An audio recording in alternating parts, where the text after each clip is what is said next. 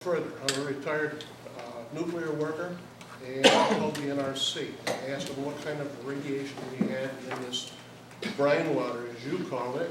I call it frac fluid, which has all kinds of chemicals, of course, pollutants that we don't want stored on the surface of the ground, and that's why we have injection wells. And I spoke with a fellow from the NRC who then in turn related me to the EPA. And then sent me to Pennsylvania DEP, where I spoke with a gentleman by the name of Joe Melnick, who is in charge of radiation with this type of well. And I asked him, I said, what kind of radiation do we have? He said, what exactly do we got? I said, we have gamma, beta, alpha, what is it? He says, well, he wouldn't come out and spell it out, but he said that as long as this radiation, radon, is in water, and in suspension, he says, I'm not worried about it. But if it comes out of water, so in other words, if there's a spill on the ground, he says that radon has twice the half-life of plutonium. You can walk through it, you can track it into your car, you can take it into your home. Radon is actually alpha radiation, and the ways of being contaminated through the nose or through the mouth. The number of people you have radon coming into your house with a natural gas in your furnace. There's a recent article in the New York Times that said the amount of radon coming out of the gas in Oklahoma and Texas was cut down because of the 1,400 miles that had to flow to get to New York City. But with it coming from 300 or 400 miles away in Pennsylvania or New York State, then they're concerned that the number of lung cancers will quadruple. I asked Mr. Melnick what was policy on the frac water trucks, and he thought that if they were carrying radioactive material, these people should have dosimetry. I said, what about at the injection wells? He said they definitely should have dosimetry, and they're pumping and so forth and putting it into these wells in case there's a spill. If you lose a frac truck like they did over in Ohio, and they came out and checked it first with a pH meter, I mean, that is absolutely ridiculous. You should be using some kind of a Geiger counter. And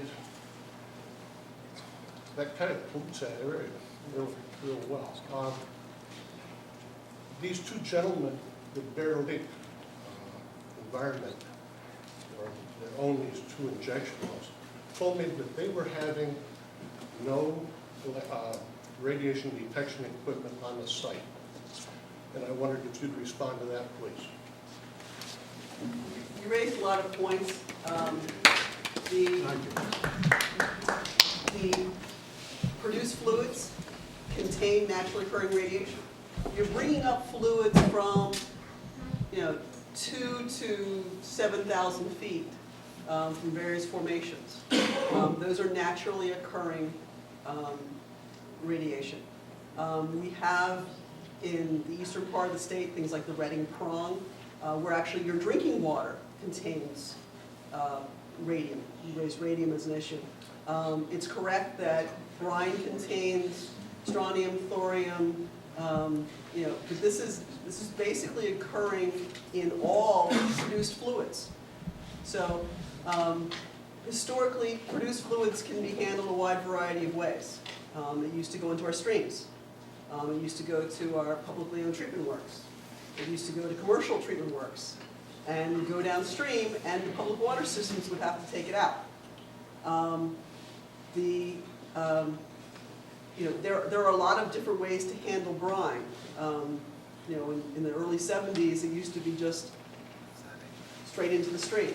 DEP and EPA have put in a lot of safeguards for, I guess, one of the disadvantages is that Pennsylvania was where oil and gas was first developed. We have a lot of old wells, but we have, under us are radioactive materials naturally occurring in the brines. You bring it to the surface and it must be managed.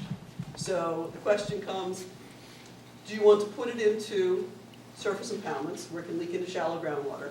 Do you want to put it into streams where it can leak into shallow groundwater or go downstream and people will drink it from public water systems or private intakes?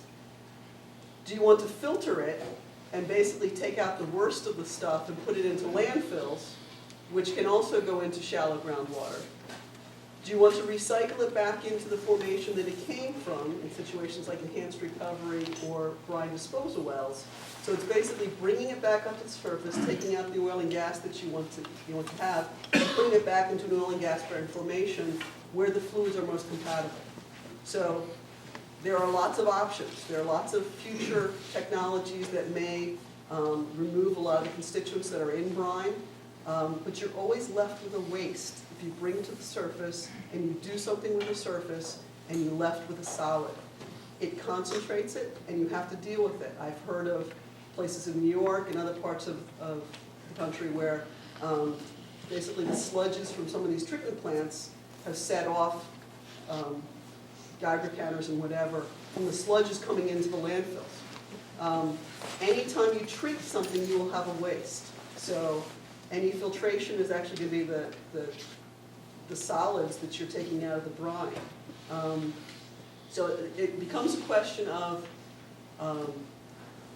best management of the fluids. Oil and gas will be produced.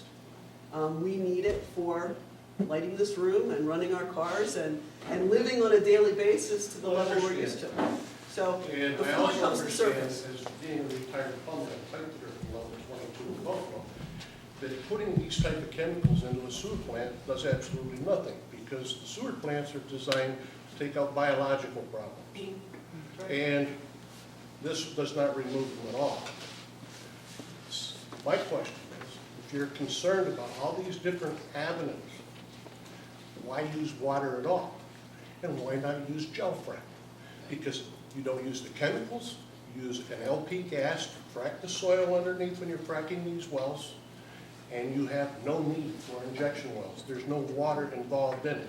Well, The there will wells always be that are fluids drilled going to the are using surface. 4 to 6 million gallons of water for each well drilled. 80% of it stays in the hole, 20% of it goes to a facility to either get reclaimed some of the water, and the worst trash goes out here in these 2 holes. You have to remember that fracking is, one, it's not something that EPA regulates. I agree. 2, fracking is only the initial stages of stimulation of a well to put it online. There are very few formations in Pennsylvania that are not wet. So as you bring oil and gas to the surface, you bring fluids to the surface. Some of it's the initial fracking fluid that's brought up over time, but the majority of it is the formation fluid in which that oil and gas basically was developed. I mean, as the decomposition of the organic material. Is it impossible to frack with gel? No, you can frack with foam, you can frack with gel, you can frack with carbon dioxide, you can frack with water. There are many different things, and there are many different ways in which across the country wells are fracked. But they still produce water. So there's always going to be water produced with oil and gas production. So you have a fluid that has to be taken care of. Such volumes of wasting. Well, the new wells, I mean, a lot of people are responding that fracking is new. That's incorrect. Fracking has been going on for over 50 years. Yeah. What's happening is that larger volumes of water or fluids are being used. What used to be a 5,000-foot vertical well might take 10,000 gallons of water or gel or whatever to frack it. Now you have a formation that's not 2,000 feet deep. You have a formation that's 5 to 7 or more thousand feet deep. And you also have a well that goes down maybe 3,000 or 4,000 feet and then takes a horizontal to get the most penetration through that strata. So it's actually directionally drilled and coming through. So it's more the horizontal drilling now that has accelerated the volume of water that is used for fracking. Fracking is not new. The chemicals used for fracking are not new. What's happened is the volume of water that's used to add to those chemicals, which have always been the same, is larger. So rather than having the chemicals, surfactants used and inhibitors and things like that, and sand and everything used in a normal frac, you now have gone from, say, several thousand gallons to potentially 1 million or more gallons to frack a well that now goes this way a mile, because it used to be just vertical wells. We're getting into formations that were not historically possible to produce until we had horizontal drilling, because the sands are great. You're fracking with nitro, you're fracking with water, you've got Bradford Third and Venango, and those sands are fun. The gel comes back up out of the hole with the gas, and you lease the radon in the holes, and you don't need all the chemicals. But no, you're still going to produce fluid from that well. 6 million gallons of water. But you're still going to produce the fluids from the formation, and that's where the naturally occurring radionuclides are found. And that's a smaller amount than what you're doing by injecting all this huge amount of water in each one of these wells. Lake Erie's dropped a foot this last year, and a lot of the water tables have dropped around here over the years. And we don't have any jurisdiction over that aspect of it. The production of oil and gas and the stimulation of the wells is overseen. But the water aquifers, we know that the water aquifers are actually fed from Lake Erie out of Missouri. I mean, it just seems ridiculous to waste this amount of potable water for each individual well. Thank you very much. Thank you. Yes, sir. Right here. Hi, my name is Craig Dean. I'm also a resident of Quarry. I'm a teacher at the high school. I have concerns. I have 2 kids. And I know drilling is coming our way. I enjoy this area. I like to take my kids hunting and fishing to run the game lands over the swamp. And I certainly am concerned for our aquifer and just the environment too, and people's health. There was a December 2011 geological study. It's the United States Geological Study that I have right here that I'd be willing to share with you, that examined 52 samples of the Marcellus Shale and wastewater brine that was going over into the injection wells in Ohio around Youngstown. These samples collected, and 37 of those 52 samples had radioactivity from radium-226 and radium-228 that were 242 times higher than the permitted drinking water standard and 20 times higher than the permitted industrial standard. Now, I do understand, as you said, that this is naturally occurring and comes up as a process continues. One sample out of Tioga County was 3,609 times higher than the drinking water standard. Again, the study was conducted by the United States Geological Survey. So when you have that amount of radium and decaying uranium that leaks into the brine water while the gas wells produce, in addition to the methanol, the benzene, the toluene, the xylene, and the ethylbenzene found between 2005 and 2009 by the United States House of Representatives Committee on Energy and Commerce, minority staff, April 2011. Here's a copy of it. And those things are very carcinogenic. And they could lead to cancer, and they could lead to illicit sicknesses and so forth. And there is indeed an increase of law cases across Pennsylvania, Colorado, Texas, Dakota, where people are saying that their children are getting sick. Their cows are being sickened and poisoned, where they drink water out of the stream, and as a result of a spill, of negligence, of contamination, these people now have to pick up a lawsuit and try to fight the oil giants, and they will not win. You have a responsibility as citizens of this nation and as our government, as the people who we put in power, to make sure that we are safe. And this lacks a lot of transparency. It's very obvious to me. I teach government. I teach constitutional government. But I've taken 3 teams of students to an academic competition. We've won the state championship 3 years in a row. I'm a Republican. And I know this is wrong.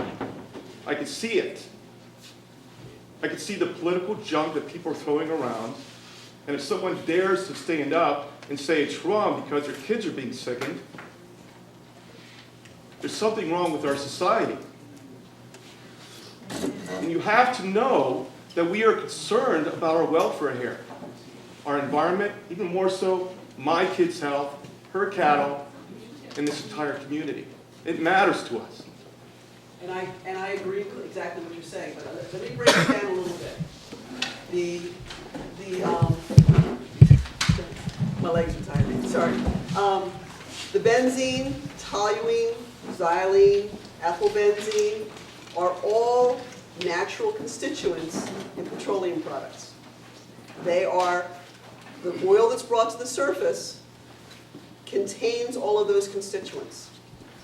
Industry uses those individual portions of the petroleum to make things like plastics and things like that. What you have is those types of chemicals, although they are potentially added for inhibitors and corrosion control and things like that, in small portions of the frac fluids, they are also naturally occurring as portions of the oil that is brought to the surface. If you are testing for oil, gasoline is a portion of the, if you're testing for gasoline in your water, you look for benzene, toluene, xylene, ethylbenzene. Those are the constituents that are a fraction of the oil that's brought to the surface. So those chemicals being present does not indicate that man has added to them. It indicates their presence of petroleum hydrocarbons. Those are naturally occurring chemicals that are products of oil. So, and we've got, and you raised again the radionuclides. Again, those are not added portions to the brine. They are naturally occurring in the formation, which is X thousands of feet below our surface. And when that fluid is brought to the surface for production of oil and gas, it has to be handled. We don't want to be drinking it. We don't want it to be going into our soil. That is one of the reasons why the Safe Drinking Water Act was set up, to make sure that if you're going to be injecting it, you're keeping it out of. But the issue is, if we're going to be producing oil and gas, we have a waste product to deal with. We have basically a portion of the hydrologic cycle, salt water, that's millions to billions of years old, that came from inland seas, that basically have been covered over thousands of layers of sand and organic material to form sandstones and shales and all these formations from the oil and gas bearing formations to the surface, to confine and compress and decompose that organic material, and to have trapped that salt water from inland seas millions to billions of years ago. And when we bring it to the surface, we need to deal with it environmentally responsibly. So that's... If I may, the Pennsylvania Department of Environmental Protection, working with Governor Corbett administration, required there to be some transparency in the posting of these chemicals that we use in the process. In order to, we're not talking about the injection wells now, but just to drill the non-conventional wells. And in that 2010 posting, it did say that on the list, which I have a copy of, and I'd be happy to provide copies of to you and other people here, that xylene and toluene are used in the process to drill. So that means that they are putting it into the fluid with the water in order to drill. That's combined with the natural uranium that comes up, in addition to the benzene and so forth that's naturally occurring. And then we're injecting it, lots of it, into this area. And, you know, I think that it's not too far of a stretch to think that once these two wells are in action and they're being used, that Bear Lake Properties will probably, on down the road, another year or two, will seek a permit for others and do the same thing. And then we'll have a proliferation of those around here, which could be problematic. Again, if I could clarify, yes, benzene, xylene, toluene, those are all found in some of the additives that are used, but those are also all products that are developed from oil products. So the compatibility is similar with the formation that's going into. It's just like if you have your drinking water, and some water systems add fluoride. Fluoride's naturally occurring in some shallow aquifers, but fluoride is added. So even though it's a naturally occurring, sometimes a additive to our drinking water is for health concerns. Just like the oil and gas bearing products are used for many products, for making plastics, for making new ceiling tiles, for making flooring. Those chemicals are in our lives and they contain xylene and things like that. So yes, they are adding those to the frac fluids, but they are also found in the oil and gas products initially that are brought to the surface to make those chemicals to put them back in the frac fluids. So, They may certainly be in our lives. yes. And, you know, in the chemicals that we use to clean our kitchen and homes, certainly it's not that volume. Certainly not the millions of gallons. If you do the math, Well, they're not Just do- using Well, I those. think you Do should high look school- under the sink just of do- everybody's house. just do look high at school Walmart. math. You'll Just see do more high- chemicals Just do some high than school math. They're and not- kill you realize than that will ever a be. million gallons They- at 1%, you're talking about 10,000 gallons of toxic chemicals that we're pumping into the environment. No. Again, we're not talking about millions of gallons of xylene added. Basically, in a frac, No, it millions has of millions of gallons gallons is of water 10%. that has a portion of 10,000 between 1 or 2%. 1% is 10,000 gallons. And it could be for that much, but it's 1% of the fluids added to the water are things like sand and inhibitors and things like that. So it's actually like 0.0001% of a corrosion inhibitor, or, I mean, we've done the math as well, and it turns out to be like 100 gallons of something I have contaminated. one last question. The Haney case out of Washington County. The DEP is being sued right now because of a code that was used in the testing of the Haney's water well that did not give transparency to these people as far as the other metals that were there, and only reported some metals that were in the water. And that is indeed, I know you can't necessarily talk about that because it's a lawsuit that's taking place. But my question is that once, you know, this process comes into our area in Erie County and Crawford County and so forth, for the drilling and indeed the injection, and people want their water tested, how do we know for sure that the same code won't be used and won't be transparent, and we won't know all the information? I mean, that lawsuit is taking place right now.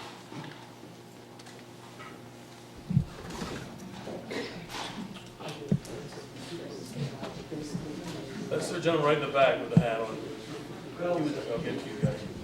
When you have hazardous waste like from a nuclear plant or so on, you take it to the middle of Arizona or somewhere in the desert where there's no aquifer, where there's big mountains, and you bury it. We don't want that waste in Columbus. Take it somewhere safe. You people are supposed to protect us, not agree to this. Right. Hoorah! Absolutely. I agree with you. You got all these people in here that don't want this in their backyard. Why don't you 6 people take it and put it in your backyard? We don't want it here. Take it somewhere else. Just because you experts went to school and think it's okay, Just do this for wages. Tell Hey, people what to do. they had big They could have checkbooks. said no and been out of a job. Yeah. No, they say yes and like. It's just a bunch of crap. The whole pile. Yes, Steve, I know you want it, but you ain't very bright. You ain't very bright either. This asshole works for him. I don't work for anybody. Thank Oh, you. apparently you don't. Thank you.